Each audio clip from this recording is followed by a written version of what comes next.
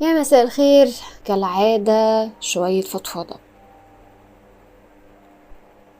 أم كتير بنقف ونبقى مش عارفين هو احنا صح ولا احنا غلط، احنا ماشيين ازاي. بنشك في نفسنا ساعات. بنحس انه لحد امتى هنفضل كده. يا ما حاولنا ولسه بنحاول، يا ما حاولنا ولسه ما وصلناش للليفل اللي احنا عايزينه. ساعات بنكون شاكين هو احنا اصلا ناس كويسين ولا لا. الواحد ساعات بيبقى محتاج يسأل اللي حواليه هو انت شايفني انسان كويس فعلا ولا لا. بيخاف يسأل الناس علشان بس محدش يفهمه غلط، محدش يستغل نقاط ضعفه دي ويفكر ان هو طالما سألتني السؤال ده يبقى انت مش واثق في نفسك فانا هدوس عليك براحتي. وساعات سؤالك للناس اللي حواليك بيخليك تاخد جرعة دوبامين سريع. يعني انا عايزه اسمع كلام حلو دلوقتي، فانا اكيد لما هسأل حد عني هيقول لي حاجات كويسه، ممكن يقول لي انتقادات بس الحاجات الكويسه هتعلم معايا لان انا محتاجه اسمعها دلوقتي. فده هيديكي او هيديك جرعه دوبامين، سعاده، حاجه كده، احساس انك تمام، مؤقت. بتكتشف بعدين انه مؤقت، بتكتشف بعدين انه رجعت تاني للنقطه اللي كنت واقف عندها، فتكلم حد تاني وتسأله تاني علشان تاخد نفس الجرعه تاني، فتفضل في الدوامة دي كتير. طب الحل ايه دلوقتي؟ الحل انك تشتغل على جذور المشكلة اللي عندك. لو انا عندي شك في الذات، محتاجة اشتغل اعرف ايه الاسباب اللي وصلتني اني اشك في نفسي واني احس انه فيا حاجة غلط، او انه بحاسب نفسي زيادة، عندي عقدة البرفكشنست، عايزة اكون مثالية. ممكن اكون ما بحبش الانتقاد واي حد لما ينتقدني احس انه كل الناس بتنتقدني. ممكن اكون حساسة طاقيا للناس اللي حواليا، فاي حد يقولي اي تعليق افضل افكر فيه كتير واحس بمشاعره واعمم هذه الفكرة على كل الناس، وطالما الشخص ده شايفني بالطريقة دي يبقى كل الناس شايفاني بالطريقة دي، وافضل افتكر بقى الحاجات اللي تأكد لي هذا الشعور. افتكر فلان ما هو زعلان مني علشان كذا، وفلانة برضو زعلانة علشان كذا، وكذا زعلانة علشان كذا، وكل المشاكل اللي حصلت مع كل الاشخاص دي بتحضر في دماغك دلوقتي عشان تأكد لك ان انت فيك حاجة غلط، انه انت مش محبوب، ان انت ما تستاهلش ان الناس تحبك وتحترمك. فانت اللي اديت فرصة للافكار دي تسيطر على دماغك بالشكل ده. انا مش هنكر ان هي ممكن تكون صحيحة، يعني بتيجي من دافع حقيقي جواك، بمعنى انه في حاجات مدفونة جواك في العقل الباطن من طفولتك، من حياتك اللي عشتها قبل كده، هي اللي خلت الافكار دي موجودة. وكل لما تحس بمشاعر سلبية بتصحي هذه الافكار وترجعها كأنها لسه حاصلة دلوقتي حالا. فانا بقولك ان هي موجودة. هل هي صحيحة ولا لأ؟ هي اكيد مش صحيحة، بس هي عشان موجودة دلوقتي فهنعترف بوجودها كفكرة او كاحساس جواكي، لان جزء من حل المشكلة زي ما كلنا عارفين النقطة دي، جزء من حل المشكلة ان احنا نعترف بوجودها اصلا. فطالما هي موجودة يبقى محتاجة مننا ان احنا نشتغل عليها بشكل ان احنا نصححها للفطرة بتاعتنا.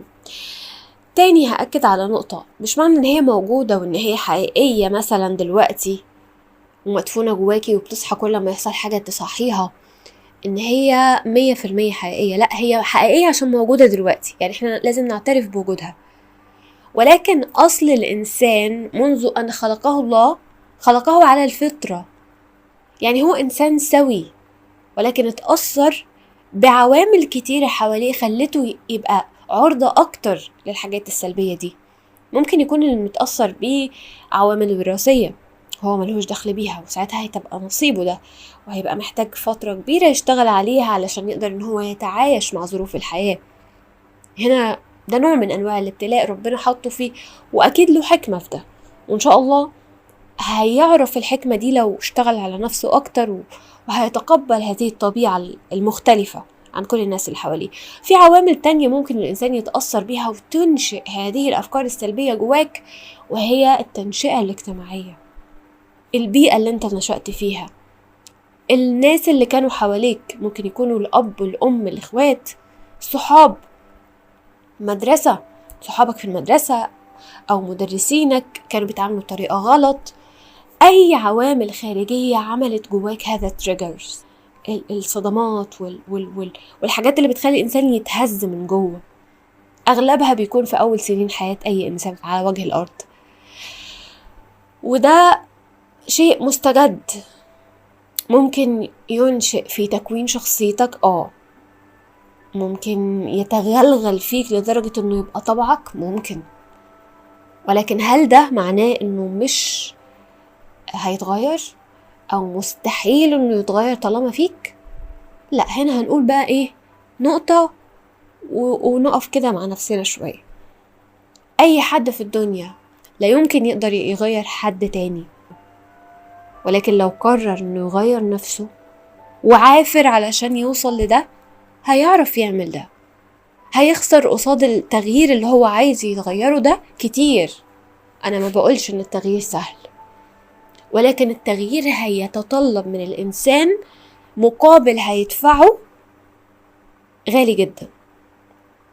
المقابل ده هيحسسه بالألم، هيحسسه بالمعاناة احيانا، لانه بيكسر حاجة هو مش متعود عليها، بيكسر قاعدة عاش طول حياته وهو معتقدها، بيعافر عكس التيار اللي هو ماشي فيه طول حياته اللي فاتت. ممكن يخسر علاقات، ممكن يحس انه مش في الكومفورت زون بتاعته، طول الوقت حاسس انه مش مرتاح لانه بيعافر وسط حاجة هو مش عايز يكمل فيها. فطبيعي هيحس انه مش راضي عن حياته دلوقتي وعايز يغير وياخد خطوات عكس اللي اتعود عليه. فهيدفع تمن وقت، هيدفع تمن فلوس احيانا، هيدفع تمن ألم للتغيير اللي هو عايز يغيره في نفسه، هيدفع تمن مشاعر سلبية كتير، إحباط، مجهود بدني أحيانا، معافرة بمعنى الكلمة. ساعات الإنسان في الوقت ده بيدرك معنى إنه الحياة مش سهلة، حرفيا الحياة مش سهلة، ولكن تستاهل إن الإنسان يعيشها. مش معنى إن هي مش سهلة إنه الإنسان يستسلم لأي حاجة توديه شمال أو يمين. معنى إن هي مش سهلة إن الإنسان يتطلب منه قدرة وقوة تخليه يطلع باللي هو فيه. لو استسلم هيبقى بيخسر، هيبقى بيرجع لورا، هيبقى مش مستفيد أي حاجة من اللي هو بيعملها دلوقتي، هيبقى مش بيأدي رسالته في الدنيا، هيبقى إنسان سلبي. يعني إيه إنسان سلبي؟ مش شرط يكون طاقته سلبية وطول الوقت نيجاتيف، يعني بسواء كلام أو أفعال أو غيره، لأ، فكرة إنه إنسان ما بيعملش حاجة ده في حد ذاته إنسان سلبي، إنسان مش عنده إضافة للحياة، دايما حاسس إنه عالة على الناس اللي حواليه. فلأ، إحنا مش حابين نكون كده. والطبيعة البشرية الفطرة ترفض إن الإنسان يكون ملهوش قيمة. فأنت لو عايز تكمل حياتك من غير قيمة خليك زي ما أنت، ما تغيرش أي حاجة، واستنى الظروف هي اللي تتغير عشان تقدر تاخد قرار في حياتك. ولكن لو عايز أو عايزة تعيشي حياة لها قيمة، لازم تدركي وتفهمي إنه التمن لازم يدفع، لازم هنحاول، لازم هنستمر، لازم هنفشل كتير جدا قصاد ان احنا هنوصل للحاجة اللي احنا عايزين نوصل لها. مفيش حاجة سهلة، مفيش حاجة ببلاش. فأي فشل بنفشله ده مش فشل، هي محاولة في طريق الوصول. ليس أكثر ولا أقل. ممكن انت تحس انك فاشل في علاقاتك، فاشل في شغلك، فاشل في مادياتك، مش عارف تحوش، مش عارف تعمل حاجة معينة بسبب الظروف الاقتصادية ومش عارف، فممكن تحبط، تحس انه مفيش حل. ولكن طول ما ربنا مديك نفس، طول ما في يوم بيصبح عليك وعينك بتفتح، يبقى عندك فرصة انك تكمل. ده طبيعي، ده طبيعي. ولو احبطت شوية هتلاقي نفسك بعدها بتقوم، بعد كده تحبط شوية، بعد كده تقوم، بعد كده تحبط شوية، وهكذا. ما هي الحياة مش ستريت، لا كلها على طول معافرة ولا كلها إحباط. فالتناغم مع الحياة طالع نازل طالع نازل، وحالة التقبل لكل طلوع ونزول هي اللي بتخلي الإنسان يقدر يكون عنده طاقة يكمل أكتر. فدي رسالتي النهاردة ليا ولأي حد سامع هذا الكلام ومحتاج يسمعه الفترة دي، فهي رسالة لينا عشان نقوم ونكمل من جديد.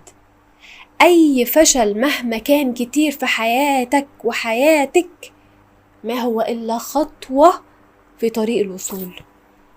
فقومي وقوم، خد الخطوة بجد وكمل. مفيش حاجة تانية قدامنا ان احنا نعملها غير ان احنا نكمل.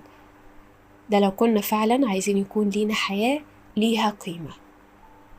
أشكركم جدا على حسن الاستماع، واشوفكم الفيديو جاي على خير. إلى اللقاء.